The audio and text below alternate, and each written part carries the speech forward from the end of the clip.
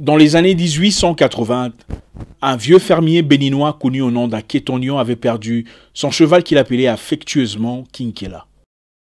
Kinkela avait disparu depuis 2 jours et il était stressé, angoissé, dans l'anxiété. Le vieil homme commençait déjà à blâmer son neveu Vinognon, qui ce jour-là était censé faire la garde des chevaux.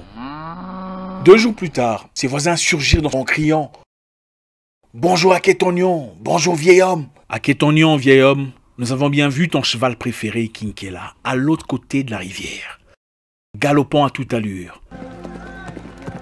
Sa crinière flottant à contre-vent, Kinkela partait pour toujours. J'en suis certain. Et avec lui, le bonheur qu'il t'a porté. N'est-ce pas, Aketonyon ?» Ces jeunes hommes voulaient savoir si le vieillard comprenait vraiment l'impact de cette perte. Et d'un air totalement indifférent, le vieil homme répondit « Peut-être. » 7 jours plus tard, à l'aube d'une matinée chaude et humide, le village se réveillait au bruit de galop et au hennissement de ce qui semblait être une légion des chevaux. C'était Kinkela, le cheval préféré d'Aketonyon, qui avait cette fois-là emmené avec lui 6 autres chevaux sauvages. Plus forts, plus grands et ayant plus de valeur. Les mêmes voisins s'accoururent pour dire « Aketonyon, Aketonyon, finalement la disparition de ton cheval n'était pas une aussi mauvaise nouvelle que ça. Regarde, il t'a emmené 6 autres chevaux sauvages, plus forts, plus puissants. Tu dois être l'homme le plus heureux du monde. » Le vieil homme répondit d'un air inchangé. « Peut-être. » Le lendemain matin, le village se réveillait au cri de douleur d'une personne. Le cri était tellement fort qu'il n'y avait pas de doute qu'elle s'était cassé quelque chose. Le corps était par terre et roulait comme un tambour. C'était le fils d'Aketonyon, son seul fils. Il s'était cassé la jambe en 2 après avoir tenté de monter l'un des chevaux sauvages. Le vieux fermier était manifestement triste et faisait tout ce qu'il pouvait pour apporter un réconfort à son petit. Quand les voisins surgirent, les mêmes voisins disant « Aketonyon, vieux, finalement, les chevaux sauvages n'étaient pas une aussi bonne nouvelle que ça. Ton fils, le seul, l'unique, jambes cassées, ton héritier, qu'est-ce que tu vas faire? N'est-ce pas que ce n'était pas une bonne nouvelle, vieil homme ?» Et le vieil homme répondit d'un air inchangé. « Peut-être. » 1 semaine plus tard, pendant les guerres tribales qui ravageaient la sous-région,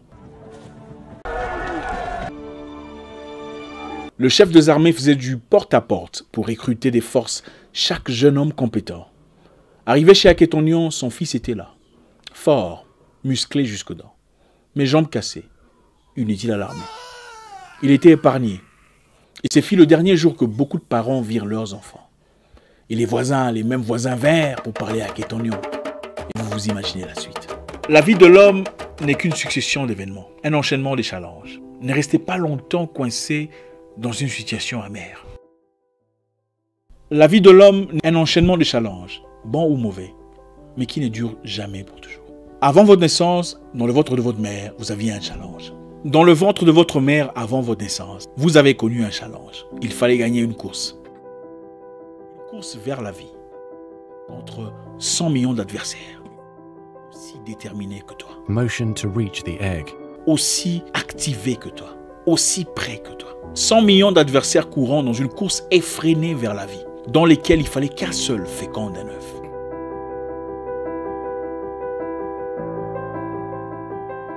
Et le gagnant de cette course, composé de 100 millions ou plus d'adversaires, c'est toi. Même à la naissance, chaque bébé est confronté à un challenge. Il faut respirer. Beaucoup n'y parviennent pas. Mais toi, tu es là. La vie ne serait pas aussi précieuse s'il n'y avait pas de challenge, croyez-moi. Les challenges nous aident à grandir, à progresser, à forger un caractère de guerrier, à forger un esprit fort, un esprit dur. Les challenges nous aident à nous améliorer, à avoir plus d'outillage, plus de compétences. Les opportunités viennent et partent. Ça fait partie de la vie. Vous pouvez une fois rencontrer des choses agréables dans votre vie, un emploi merveilleux, un boulot génial, mais qui part comme ça. et vous met dans une condition que vous n'aviez jamais espérée. Ce n'est pas la fin de votre vie. Le mariage, les relations, les amitiés viennent et partent. Ça fait partie de la vie. Ce n'est pas la fin de votre histoire. C'est la fin du rôle de cette personne dans votre histoire. Imaginez une chienne qui fait des enfants, des chiots, et elle en fait 7.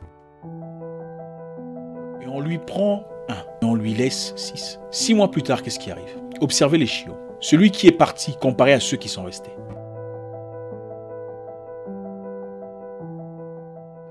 Celui qui est parti devient plus apte, plus fort, plus dur, plus endurant, plus libre, plus indépendant que les restes. Pourquoi? Parce qu'il a fait face au challenge. Parce qu'il a eu à trouver des façons de manger, des façons de vivre, des façons de survivre contre le froid, contre la solitude, contre le danger. Il a dû bosser, fouiller au plus profond de lui-même pour trouver un système de survie qui fonctionne, contrairement à ses frères et ses sœurs. Les challenges de la vie ne sont généralement pas là pour nous détruire. Serrez votre ceinture. Peu importe la condition, les difficultés, l'amertume, la tribulation auxquelles vous êtes confrontés, il y a une nouvelle saison qui arrive. Une saison complètement différente. Même les moments les plus agréables du monde ne durent pas pour toujours. Vous avez perdu beaucoup d'argent, vous avez perdu un emploi, la personne la plus proche de votre vie vous quitte. Vous avez perdu une opportunité très agréable. Ce n'est pas la fin de votre vie. Vous savez, réfléchir sur ce que vous ferez dans la vie, ce que vous deviendrez dans 2 ans, n'est pas votre responsabilité. Le plus important de vivre aujourd'hui et demain et le lendemain, parce que vous en avez le pouvoir. Ce que vous deviendrez dans 2 ans ou 3 ans ou 4 ans, ce que vous mangerez, ne doit pas vous perturber aujourd'hui. Parce qu'il y a 2 ans ou 3 ans ou 4 ans, vous ne saviez pas ce que vous mangeriez aujourd'hui. Les challenges de la vie viennent et partent. Vous avez perdu l'argent, ne vous en faites pas. Ne noyez pas dans l'amertume.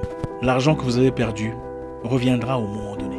Parce qu'il y a un moment dans votre vie où vous n'aviez pas d'argent. L'opportunité que vous avez perdue reviendra à un moment donné. Parce qu'il y a un moment dans la vie où vous n'aviez pas cette opportunité.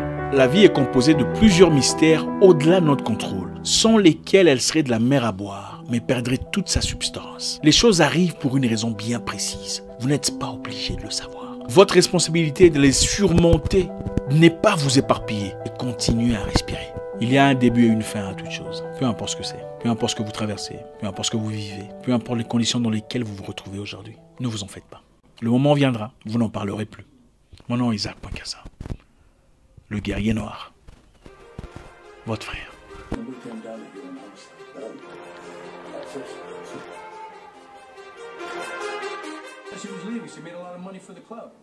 Too many thoughts on my mind, I can't sleep at night, so I just keep writing.